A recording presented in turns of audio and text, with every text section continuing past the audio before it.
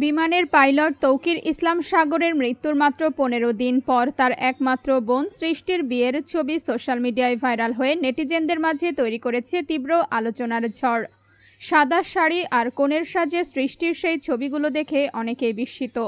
তৌকিরের অকাল মৃত্যু এখনও শোকের ছায়ায় ঢেকে রেখেছে পরিবারকে। বিশেষ করে স্ত্রী নিঝুম এখনও শোক সামলাতে পারেননি। তৌকির ছিলেন পরিবারের আদরের সন্তান, আর বোন সৃষ্টির সঙ্গে তার ছিল বন্ধু সুলভ সম্পর্ক। ভাইয়ের প্রতি ভালোবাসা ও মায়ার কথাও প্রকাশ্যে এসেছে অনেকবার, কিন্তু ভাই হারানোর মাত্র কয়েকদিনের মাথায় সৃষ্টির বিয়ের খবর ছড়িয়ে পড়ায় উঠেছে নানা প্রশ্ন। অনেকেই সোশ্যাল মিডিয়ায় মন্তব্য করছেন, এত তাড়াতাড়ি শোক ভুলে বিয়ে কিভাবে সম্ভব।